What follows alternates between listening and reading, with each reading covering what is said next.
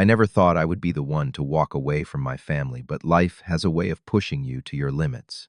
For years, I lived in my parents' basement apartment, paying my fair share and saving for my dream home. It was a perfect arrangement, until my younger brother Jake moved back in after losing his job. Suddenly, my rent tripled while he paid nothing. The favoritism that had shadowed my childhood was now hitting my wallet, and I had a decision to make. Before I tell you how I turned this unfair situation around, let me know where you're watching from, and hit that like button if you've ever dealt with family favoritism. I am Preston, a 32-year-old software developer who has always prided myself on making responsible choices. Unlike my brother Jake, I worked hard through college, earning scholarships and taking part-time jobs to fund my education. After graduation, I focused on building my career while making smart financial decisions. I paid off my student loans within 3 years, built an emergency fund, and started saving for a house. When housing prices in our area skyrocketed, I made what I thought was a practical decision. I approached my parents about temporarily moving into their finished basement apartment while I saved enough for a larger down payment. We agreed on a modest rent of $500 per month, plus I would help with household maintenance and repairs. It seemed like a win-win situation for everyone. "We are happy to help you save for your future," my mom Diana had said when I moved in. "You have always been so responsible with your money." My dad Richard nodded in agreement. "Just keep doing what you are doing, and you will have your own place in no time." Looking back, I should have recognized the signs of trouble from my childhood years. Growing up as the older son, I had always lived in Jake's shadow. 4 years younger than me, Jake was the natural athlete, the social butterfly, the one who could charm anyone with his smile. My parents never tried to hide their preference. When Jake scored the winning touchdown in his high school championship game, my parents threw him an elaborate party and bought him a new gaming system. When I made the honor roll every semester and eventually became valedictorian, I got a pat on the back and a gift card to a bookstore. On Jake's 16th birthday, my parents surprised him with a used car. On my 16th birthday 2 years earlier, they had given me bus passes and told me to save for my own vehicle. I worked every weekend for a year to buy a 15-year-old sedan. Over time, I developed coping mechanisms. I became ultra-responsible, seeking validation through achievement and self-sufficiency. If I could not earn their equal love, at least I could earn their respect through my accomplishments. This pattern continued into adulthood, with me making practical, measured choices, while Jake bounced between jobs and relationships, always knowing our parents would bail him out. The basement apartment had become my sanctuary over the past 2 years. I had invested my own money to renovate it, installing new flooring, updating the bathroom, and creating a comfortable living space with a private entrance. Beyond my agreed rent, I paid for any repairs needed around the house, and had recently replaced the water heater when it failed unexpectedly. I joined my parents for dinner once or twice a week, maintaining a cordial relationship while focusing on my goal of homeownership. My real estate agent had been showing me properties in my price range, and I was getting close to finding the right place. I estimated another 6 to 8 months of saving before making an offer on my dream home. Everything was on track until Jake came back. Jake had dropped out of college after 3 semesters, claiming it was not for him. He cycled through various jobs, never staying anywhere longer than a year. Despite his inconsistent income, he drove a new sports car, wore designer clothes, and took lavish vacations he could not afford. His latest position at a marketing firm had ended after he missed too many deadlines and showed up late repeatedly. When Jake arrived with his suitcases, my parents welcomed him with open arms. They cleared out the spare bedroom upstairs, bought his favorite foods, and treated his return like a celebration rather than the consequence of his irresponsibility. "Jake just needs some time to figure things out," my mother explained when I raised an eyebrow at the homecoming party they threw him. "The job market is tough right now," my father added, despite the fact that Jake had been fired for poor performance, not laid off. The first signs of trouble appeared within days. Jake commandeered the living room for gaming marathons, left messes throughout the house for others to clean up, and treated the refrigerator like his personal buffet without contributing to groceries. He was 28 years old, but behaving like a teenager with no responsibilities. I tried to maintain my routine and stay focused on my goals, but it became increasingly difficult as Jake expanded his territory to include my previously private spaces. I would come home from work to find him and his friends using my patio furniture or borrowing my tools without asking. Still, I kept the peace for my parents' sake. Then came the family dinner that changed everything. My mother had prepared a big Sunday dinner, something she did whenever she had an important announcement. I should have known something was coming when she made all of Jake's favorites and barely included any of the dishes I preferred. Preston, my father began, after we had finished the main course, your mother and I need to discuss the household finances with you.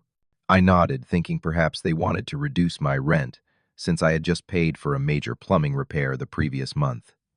With Jake living here, now our expenses have increased. He continued, not meeting my eyes. We need to adjust your rent to $1,200 a month.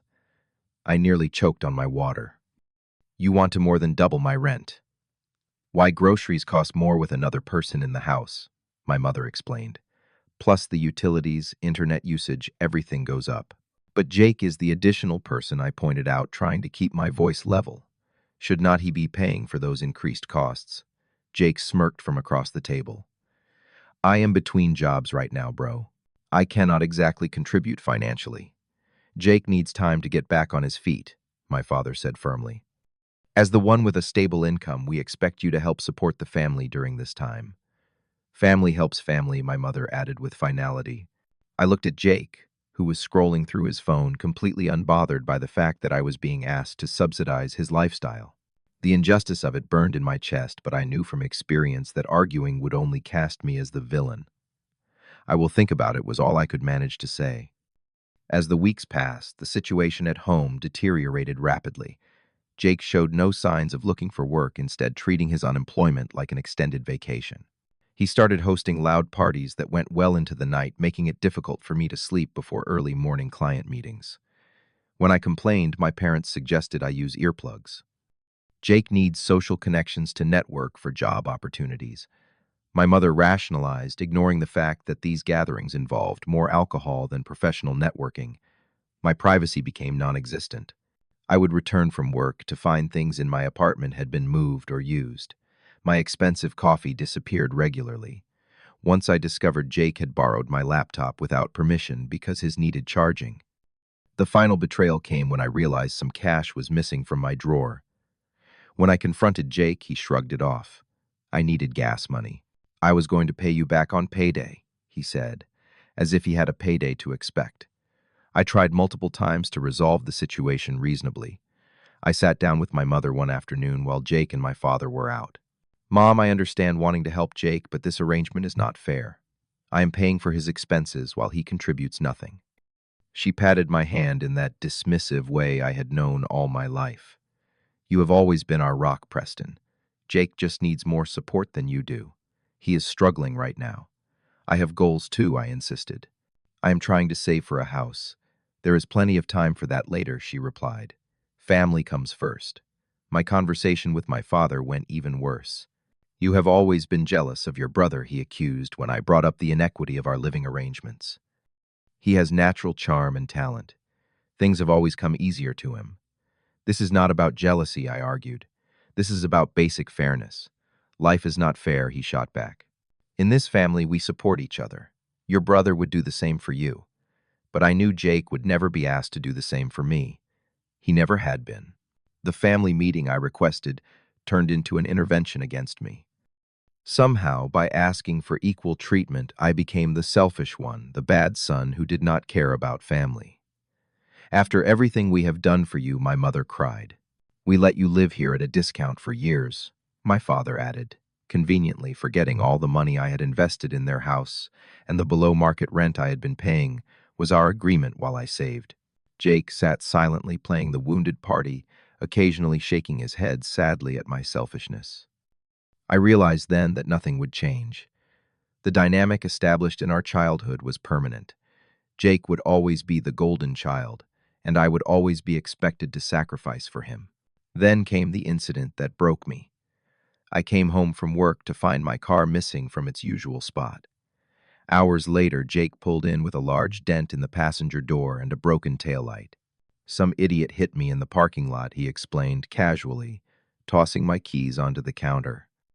They drove off before I could get their information. You took my car without asking. I was livid. My friend canceled on lending me his car. I had an important meeting with a potential employer.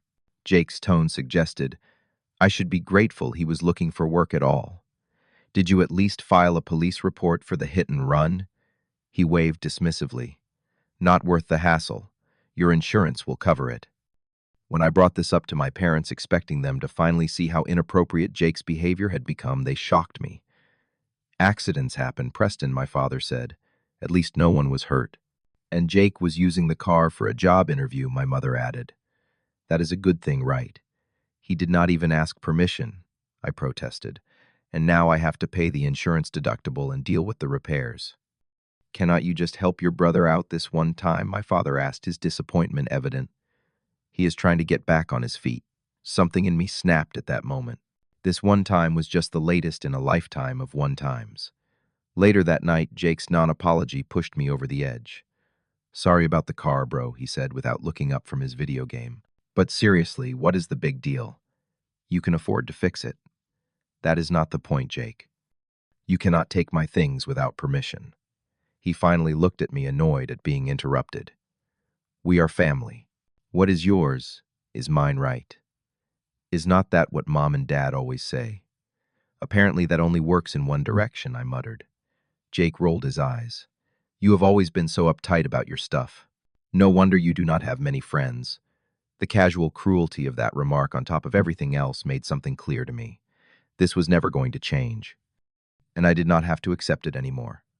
That night, lying awake in my apartment with the sound of Jake's music thumping through the ceiling, I experienced absolute clarity. I had been enabling this toxic dynamic by participating in it. The only way to break the cycle was to remove myself entirely. The next morning, I called my real estate agent. I need to accelerate my timeline, I told her. I am ready to make an offer on the right property immediately. That is a big change from our last conversation, she noted. Are you sure? I have never been more certain of anything, I replied. Over the next few weeks, I operated with silent determination. I viewed houses during my lunch breaks and after work, finding a perfect starter home just 20 minutes away. It needed some cosmetic updates, but was structurally sound and within my budget. I made an offer, got approved for my mortgage, and set a closing date, all without telling my family. During this time, I paid the increased rent without complaint, which my parents took as acceptance of the new arrangement. Jake continued his entitled behavior, growing even more comfortable with borrowing my things without asking. My parents continued to make excuses for him while expecting me to pick up his slack. I methodically prepared for my departure. I began moving important documents and irreplaceable items to a small storage unit I rented. I set up utilities at my new address, scheduled internet installation, and purchased essential furniture for delivery after closing. I calculated exactly what I would owe my parents through my move-out date down to the penny. The day I closed on my house, I felt an incredible weight lift from my shoulders. I had the keys to my own place, free from the unfairness and favoritism that had defined my life for so long. I decided to make my exit both clear and definitive. That Sunday, I asked everyone to be home for dinner, saying I wanted to treat the family to takeout from their favorite restaurant. My parents were pleased at what they perceived as my acceptance of the situation and my renewed commitment to family harmony. Jake was just happy for free food. After we finished eating, I cleared my throat. I have an announcement to make. My parents smiled expectantly, perhaps thinking I was going to offer even more financial support. I closed on my house today, I said calmly. I am moving out. Right now, actually. My things are already packed. The stunned silence was priceless. My father recovered first. What do you mean right now? You cannot just leave without notice. I am giving notice now, I replied. And here is a check for the remainder of this month's rent. I placed the envelope on the table. My mother's eyes filled with tears. But we are family. We need to discuss these things. We did discuss it, I reminded her. Multiple times. You chose not to listen. Jake looked genuinely shocked. Where will you go? To my house, I stated simply. The one I managed to buy despite having my rent tripled to subsidize your lifestyle. My father's face darkened. This is about money. After everything we have done for you. No, I corrected him. This is about respect and fairness, neither of which I have received here. My mother began listing all the ways I was hurting the family while my father accused me of abandoning them. Jake sat in silence, perhaps realizing for the first time that actions have consequences. I had anticipated the guilt trip and steeled myself against it. My decision is made. I have already moved my essential belongings. I will come by next weekend to get anything remaining. With that, I stood up, placed my key to their house on the table next to my final rent check, and walked out despite their protests and attempts to make me stay. The first few days in my new house were blissful, despite the boxes and minimal furniture. The peace of having my own space free from Jake's intrusions and my parents' unfair expectations was worth every penny of my down payment. I blocked the constant barrage of texts and calls from my family, needing time to establish my new life without their drama. My friends who had witnessed my family dynamic over the years were universally supportive. My coworker, Thomas, helped me move the last of my things and celebrated with me over pizza on my new living room floor. "I cannot believe you actually did it," he said admiringly. "You stood up to them." "I cannot believe I waited so long," I admitted. But it was never just about the rent. It was about finally recognizing my worth. Still, amid the relief and pride, there was an undercurrent of sadness. Despite everything they were, my family and breaking away hurt more than I cared to admit. But for the first time in my life, I had chosen myself, and that felt like a victory long overdue. The first 2 weeks of silence were broken when my mother called from a different number I did not recognize. I almost hung up when I heard her voice, but something in her tone made me listen. "Preston, please do not hang up," she said, her voice thick with tears. "We need to talk." "I do not think there is anything left to say," I replied, trying to stay firm. "Things are falling apart here," she admitted. "The water heater is acting up again. Your father cannot figure out how to fix the garage door, and frankly, we are struggling without your contribution." I caught her hesitation.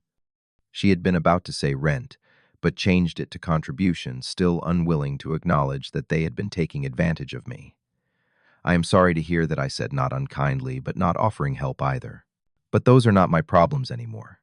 Jake is looking for a job," she offered, as if this normal adult responsibility deserved special praise. "He has had 3 interviews." "That is good," I replied neutrally. "I hope it works out for him."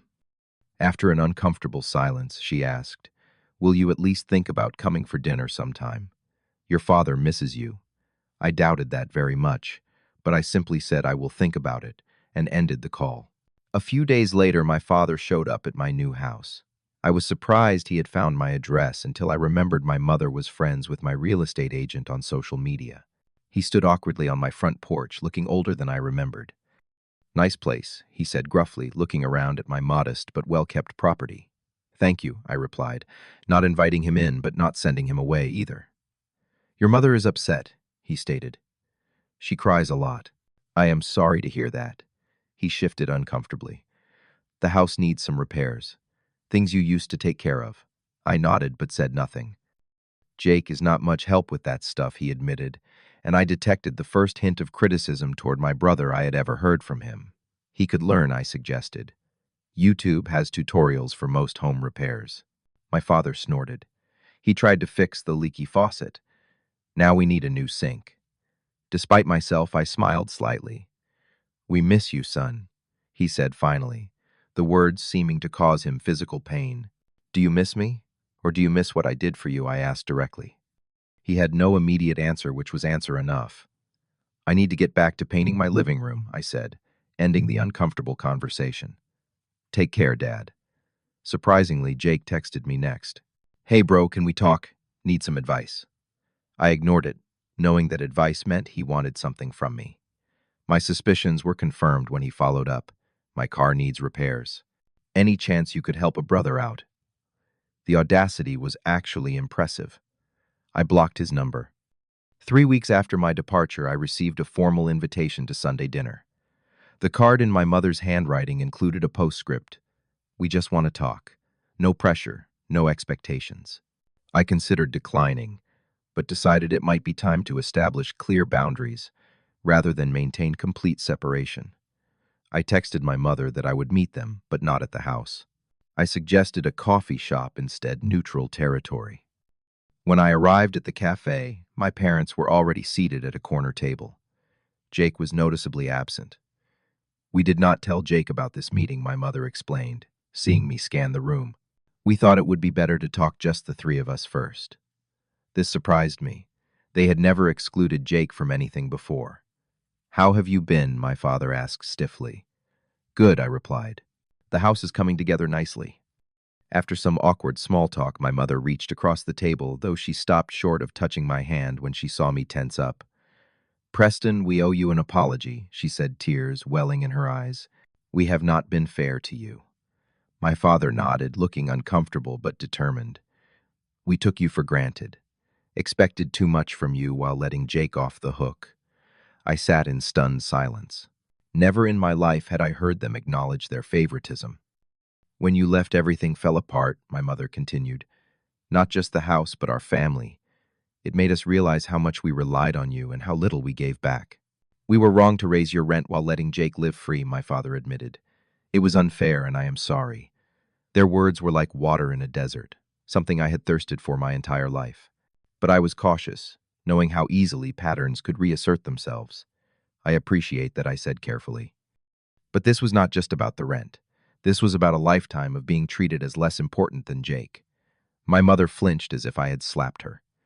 "We never meant to make you feel that way." "But you did," I replied, my voice steady. "Every birthday, every achievement, every sacrifice I made was treated as expected, while everything Jake did was celebrated." For the first time, my parents did not rush to defend themselves or make excuses. They listened. "We failed you," my father said finally, his voice rough with emotion, "and we want to make it right if you will let us." "What about Jake?" I asked. "Has anything changed with him?" My parents exchanged glances. "We have been having some difficult conversations with him," my mother said. "He did not take it well when we told him he needs to pay rent or find his own place. He accused us of choosing you over him," my father added with a hint of irony. "I think it is the first time he has ever experienced not being the favorite." I could not help the small, sad smile that crossed my face. "So what happens now?" "We would like to rebuild our relationship," my mother said. "On new terms, equal terms. We know it will take time," my father added, "and we know we need to earn your trust back." I considered their words carefully. "I am willing to try," I said finally, "but things cannot go back to how they were. I need to know that you respect my boundaries and that you will treat me with the same consideration you give Jake." They both nodded solemnly. "And I will not be moving back under any circumstances," I added firmly. "We understand," my mother said. "We just want to be part of your life again." That conversation was the first step in a long healing process. I maintained my distance physically while slowly rebuilding emotional connections on my terms. My parents started coming to my house for dinner occasionally, a reversal that seemed to shift the power dynamic in a healthy way. Jake remained a more complicated situation. After my parents finally enforced consequences, he found a job and started paying rent, though, at a lower rate than what they had tried to charge me. Our relationship remained strained with occasional text exchanges but little direct contact. I made it clear I would reconsider a brotherly relationship when he showed real change, not just words. Over the months that followed, I experienced tremendous personal growth. Standing up for myself with my family translated to more confidence in other areas of my life. I received a promotion at work after proposing an innovative project that I might have been too insecure to suggest before. I started dating more, no longer carrying the baggage of feeling second best in every relationship. My new home became a true sanctuary, decorated exactly as I wanted without concern for anyone else's preferences. I rediscovered old hobbies like photography and hiking that I had abandoned in the constant effort to prove my worth through achievement. Most importantly, I learned that sometimes walking away is not just necessary for your own growth, but for everyone involved. My parents needed to experience the consequences of their favoritism to recognize its impact. Jake needed to lose his safety net to begin developing responsibility, and I needed to break free of toxic patterns to discover my own value. Family relationships should not come with unfair conditions or expectations. True love means supporting each other equally, recognizing each person's unique needs and contributions. Sometimes the most loving thing you can do both for yourself and others is to set firm boundaries and stick to them even when it hurts. I do not share this story out of bitterness or to vilify my family. We are all works in progress, learning and growing through our mistakes. Rather, I hope my experience might help someone else recognize unhealthy patterns in their own relationships and find the courage to address them before reaching the breaking point. Have you ever had to walk away from a relationship that was hurting you even temporarily in order to save it in the long run? Let me know in the comments below. And if this story resonated with you, please hit that like button and subscribe to hear more real-life experiences. Sometimes knowing we are not alone in our struggles is the first step toward healing. Thank you for listening, and remember, standing up for your worth is not selfish, it is necessary.